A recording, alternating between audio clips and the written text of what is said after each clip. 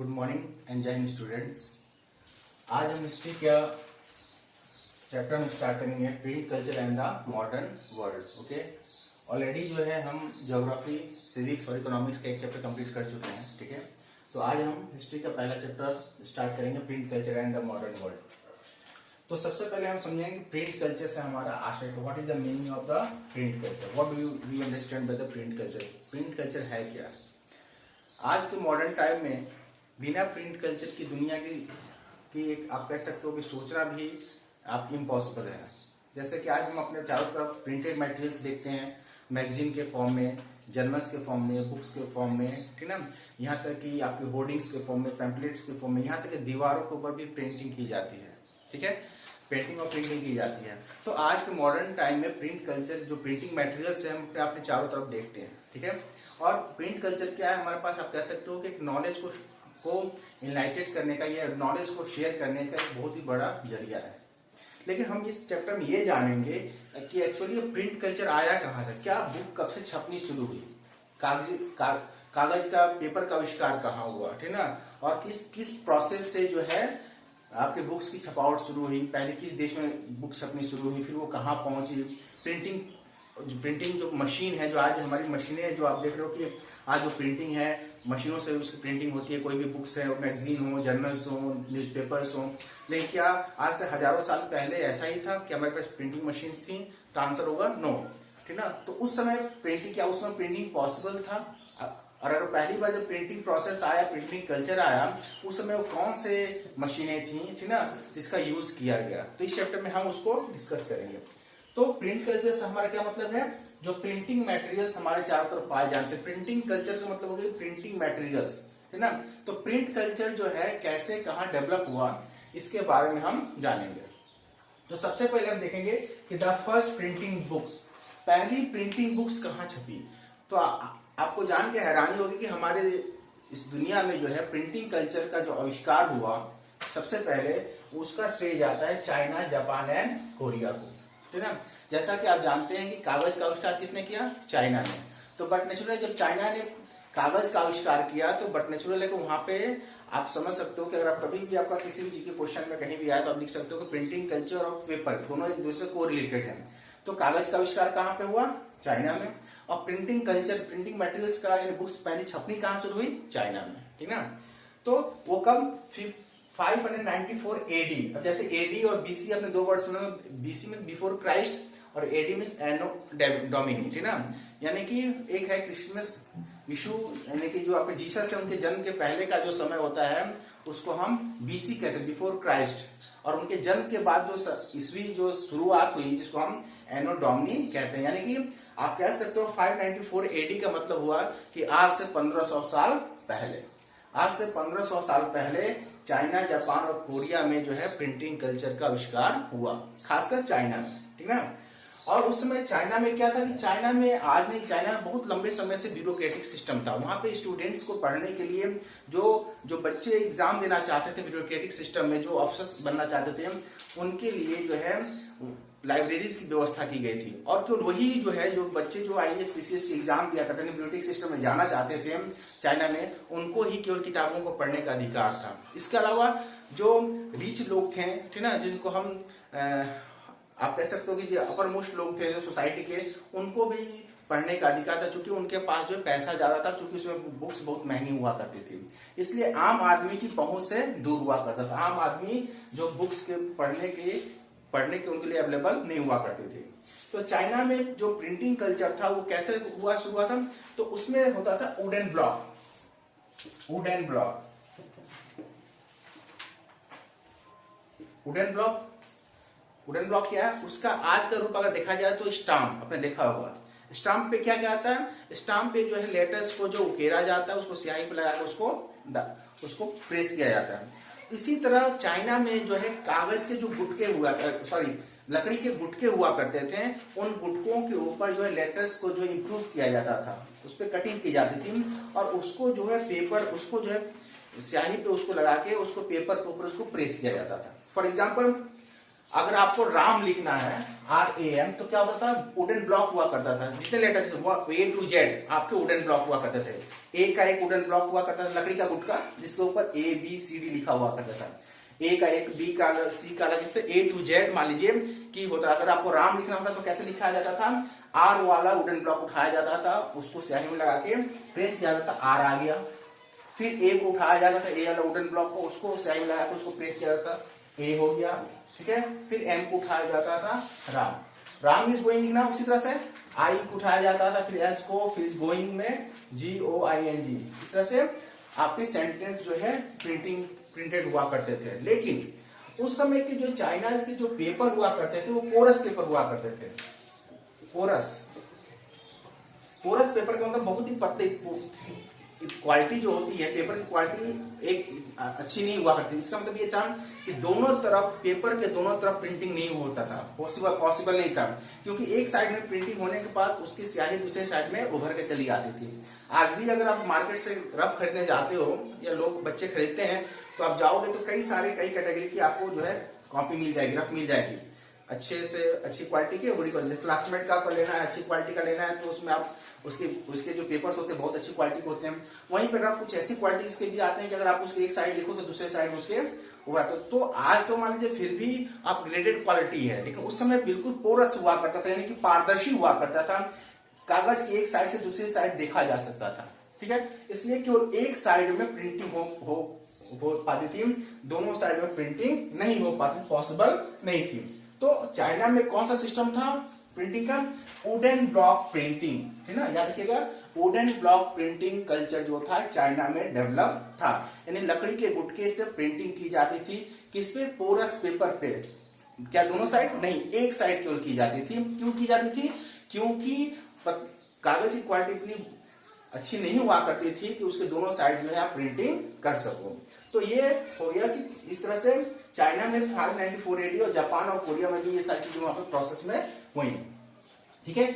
जब बुक्स छपती थी तो बुक्स के छपने के बाद उसको अलग अलग पेपर्स को एक साथ असेंबल किया जाता था। एक बुक अगर छापनी है तो क्या करते हैं, अलग अलग पेज को छापा जाता है और फिर उसको असेंबल किया जाता है सीरियल वाइज में।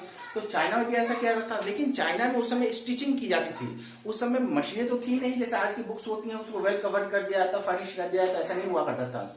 उस समय जो बुक्स हुआ करती थी उस समय लोग जो स्टिचिंग किया करते थे, पेपरों को इकट्ठा करके उसकी स्टिचिंग करते थे और उसको खूबसूरत दिखाने के लिए उस पे लिखावट, उस पे ब्यूटीफुल आर्ट्स बनाए जाते थे, उस पे कैलीग्राफी की जाती थी। और जो कैलीग्राफी जो होती थी उसको, कैलीग्राफी का मतलब होता है art of beautiful and stylish writing, ठीक है ना। Art of beautiful and stylish writing is known as the calligraphy. एक नंबर का क्वेश्चन आपका ये भी आ सकता है और आता भी है कि what is calligraphy. Calligraphy is the art of beautiful and stylish writing. तो ऐसे क्राफ्ट्समैन रखे जाते थे, जो प्रिंटर हुआ करते थे, जो लोग प्रिंटिंग प्रेस अपना रखते थे, वो ऐसे क्राफ्ट्समैन को अपने यहाँ नौकरी पर रखते थे, जिनका केवल यही काम था कि जब बुक्स छपने के बाद असेंबल होती थी तो उसके ऊपर जो हेडिंग होती थी बुक्स के, जैसे आपको चैप्टर का नाम का हेडिंग आप देखते हो आपकी बुक्स में होता है, तो इसको लिखने के लिए एक खूबसूरत जिनकी हैंड राइटिंग हुआ करती थी, जिनकी स्टाइलिश लिखते ना कि अच्छी हैंड राइटिंग, बल्कि जिनकी स्टाइलिश वे में लिखते थे। आज भी देखो दीवारों पर देखो लिखने के लिए जो बंदे रखे जाते हैं स्टाइलिश वे में लिखते हैं, ठीक ना, तो दे आर कॉल्ड कैलीग्राफर्स, ठीक है ना, तुमको कैलीग्राफर्स कहा जाता है। तो कैलीग्राफी जो है आर्ट, ऐसे क्राफ्ट्समैन को रखे जाते थे जो बुक्स को डेकोरेट किया करते थे, यानी बुक्स छपने के बाद जब उसको असेंबल किया था तो उसको डेकोरेट किया जाता था अच्छी खूबसूरत हैंड राइटिंग से और स्टाइलिश राइटिंग से, और उसके लिए क्राफ्ट्समैन रखे जाते थे और उनको कैलीग्राफर कहा जाता था। और उनकी इस विद्या को, यानी कि इस विद्या को, इस नॉलेज को, कि the art of beautiful and stylish writing को कैलीग्राफी कहा जाता है। क्लियर। तो प्रिंट इन चाइना 12 और ये देखा हमने कि 594 AD, यानी कि आज 1500 साल पहले चाइना में जो है प्रिंटिंग कल्चर डेवलप हो चुका था। पोरस कागजों के जो है प्रिंटिंग वुडन ब्लॉक के माध्यम से होती थी। 12th और 13th सेंचुरी तक आता है, 12वीं और 13वीं शताब्दी तक आते आते जो आप कह सकते हो कि आपका चाइना का जो मार्केट था उसमें कई सारी लाइब्रेरीज खुल चुकी थी और अब बुक्स जो थी वो जो थी अब केवल आप कह सकते हो कि जो टॉप मोस्ट लोग थे, जो रिच लोग थे, उनके हाथों से निकल के अब स्टूडेंट्स के हाथों में, नॉर्मल स्टूडेंट्स के हाथों में पहुंचने शुरू हो चुकी थी। और अब किताबें जो थी केवल स्टूडेंट्स के लिए नहीं बल्कि डिफरेंट टाइप्स ऑफ बुक्स आने मार्केट में हो चुकी थी, जैसे ट्रेडर्स के लिए, नॉलेज के लिए, डायरेक्शन के लिए, होम डेकोरेशन के लिए, अच्छे खाने पकाने के लिए, अलग अलग, यहाँ तक कि आप कर सकते हो ड्रामा की, पोएट्री की, ये इन सारी थीमों पे भी बुक्स जो है मार्केट में अवेलेबल होनी शुरू हो चुकी थी। फिर भी अभी तक 12th-13th सेंचुरी तक भी अभी किताबों के वैल्यू इतना डिक्रीज नहीं हुआ था कि जिसको आम इंसान खरीद सके। अभी भी आम इंसान की पहुंच से बहुत दूर था किताब, थी ना, बुक्स बहुत दूर थी हुआ करती थी। 17th सेंचुरी तक आते आते लगभग 400-500 साल के बाद जब वेस्टर्न कल्चर के जो मशीनें आ गई, आपको आगे हम डिस्कस करेंगे, है ना, हम यहाँ से स्टार्ट 594 एडी से करते हैं और 17th सेंचुरी तक पहुंच गए। लेकिन इस बीच में ये जो प्रिंटिंग कल्चर यूरोप जाता है, यूरोप में हम डिस्कस करेंगे आगे कि किस तरह वहां पर प्रिंटिंग प्रेस का आविष्कार होता है, कौन प्रिंटिंग प्रेस का आविष्कार करता है, हम सारी डिटेल में डिस्कस करेंगे आगे।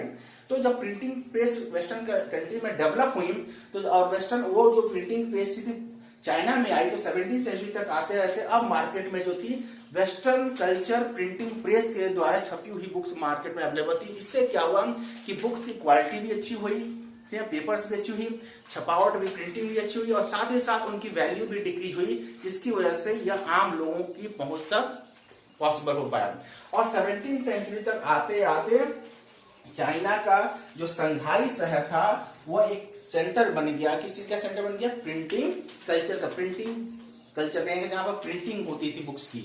आज भी अगर हम बुक्स देखो तो लखनऊ, हमारे इंडिया में देखो लखनऊ, है ना, आपका आगरा, महाराष्ट्र के कुछ जो है आपके बहुत सारे पब्लिकेशन है जो फेमस है आज भी। तो उस समय जो है संघाई, चाइना का संघाई जो शहर था वो चाइना का सबसे फेमस और सेंटर था प्रिंटिंग कल्चर, वहां प्रिंटिंग सबसे ज्यादा हुआ करती थी। तो संघाई एक फेमस शहर डेवलप हुआ चाइना के लिए। अब हम बात करेंगे जापान में, जो हमने ऑलरेडी पहले डिस्कस कर थे, चाइना, जापान एंड कोरिया में सबसे पहले प्रिंटिंग कल्चर डेवलप हुआ था। चाइना में हम आते हैं जापान में। जापान में 768 और 70 एडी तक हम देखा आपने 594 एडी से शुरुआत हो चुकी है छपावट की, लेकिन चाइना, जापान में कब होता है? 768, 70 एडी तक, यानी कि चाइना के 200 साल बाद लगभग जापान में भी प्रिंटिंग कल्चर जो है स्टार्ट होता है, ठीक ना। और वहां पे जो सबसे पहली बुक छपती है जिसका नाम था डायमंड सूत्रा, वो कब छपती है? 868 एडी में, ठीक है, याद रखिएगा। ये क्वेश्चन एक नंबर का आता है आपके एमसीक्यू में कि डायमंड सूत्रा जो है बुक्स कब छपी थी, है ना, 1868 में, है ना। डायमंड सूत्रा किस देश में छपा था? जापान में छपा था, है ना।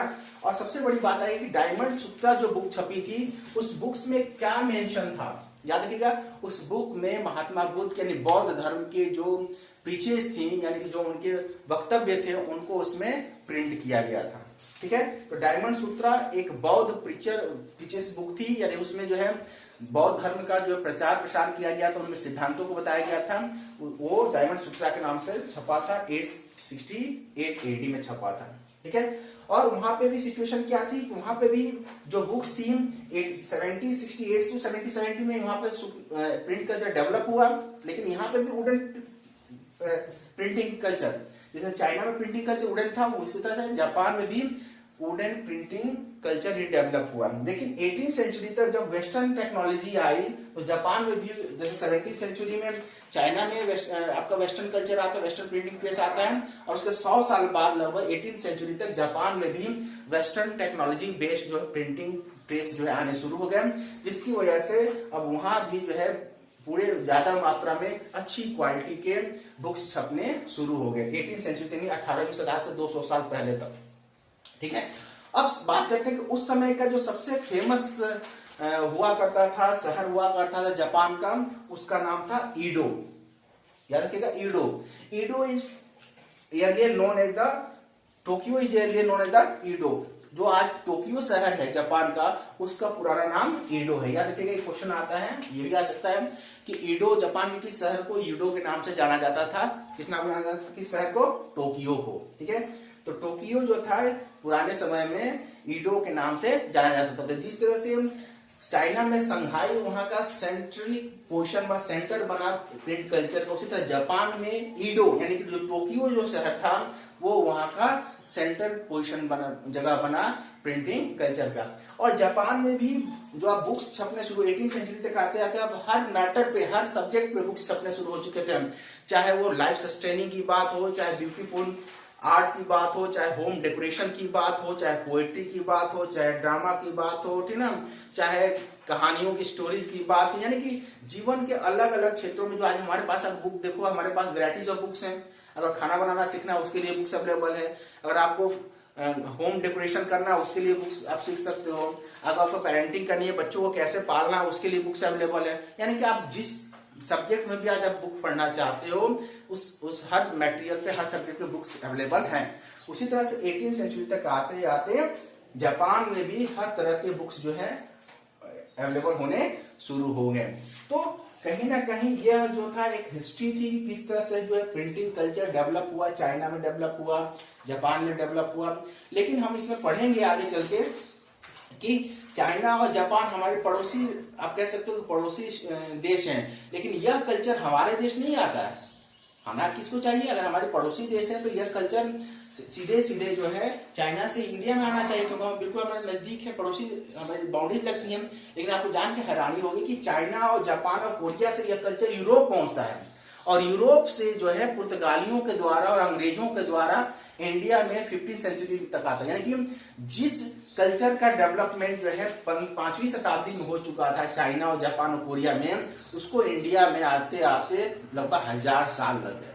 ठीक है ना? तो हम इसको आगे डिस्कस करेंगे जब पढ़ेंगे कि प्रिंट इन यूरोप पढ़ेगा, अगर आपका टॉपिक होगा कल हम इसको डिस्कस करेंगे कि किस तरह से यूरोप में डेवलप किया, फिर वहां पर प्रिंटिंग प्रेस के बारे में जानेंगे। तो आज के जो हमने वीडियो में समझा कि प्रिंट कल्चर क्या है, प्रिंट कल्चर की इंपॉर्टेंस क्या है, ठीक है। फर्स्ट प्रिंटेड बुक जो है चाइना में 594 एडी से छपनी शुरू हो गई थी, जो कि कौन सा मैटर था? वुडन ब्लॉक, लकड़ी के गुटके से छपाई होती थी।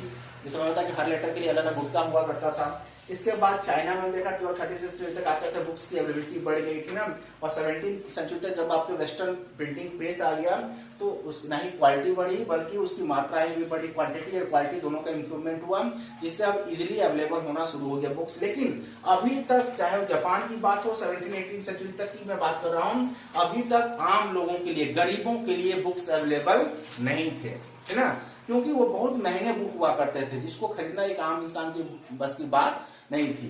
तो बुक्स अभी भी जो थी, आपने देखा होगा, हम पढ़ेंगे आगे कि पहले आपने देखा होगा कि जो एक कल्चर हुआ करता था, पहले आपने देखा होगा रामायण महाभारत, अगर आप इन चीजों को देखते हो या पुराने सुनते हो तो आप उस समय जो एजुकेशन दिया जाता था बच्चों को, वर्बल दिया जाता था। बुक्स हुआ करती थी, लेकिन जो टीचर हुआ करता था, जो गुरु हुआ करते थे, उन्हीं के पास वो बुक्स हुआ करती थी। स्टूडेंट्स को बुक्स प्रोवाइड नहीं की जाती थी, है ना। यानी जो बुक्स टीचर पढ़ता था उसके पास होती थी, और वो बुक्स जो है बच्चों को प्रोवाइड नहीं की जाती थी, क्योंकि अवेलेबिलिटी थी ही नहीं, थी ना, महंगी भी थी और अवेलेबिलिटी भी नहीं थी, दोनों बात थी। तो आज की वीडियो में हम इतना ही डिस्कस करेंगे। कल के वीडियो में हम आगे चलकर इसमें डिस्कस करेंगे किस तरह से यूरोप में प्रिंट कल्चर डेवलप हुआ, ठीक ना, और वहां पे प्रिंटिंग मशीन कैसे आई, फिर प्रिंटिंग मशीन का डेवलपमेंट कैसे आया, ठीक ना, और फिर उसका असर क्या हुआ। प्रिंट कल्चर को चाइना जापान से कौन जो यूरोप में लेके गया, ये भी एक इंपॉर्टेंट चीज है कि अपने आप चला गया या कोई ऐसा इंपॉर्टेंट बंदा था, इंसान था, जिसने इसको चाइना या जापान से इस कल्चर को लेके ट्रेवल करके आपके यूरोप को पहुंचता है। तो कल के वीडियो में आप डिस्कस करेंगे।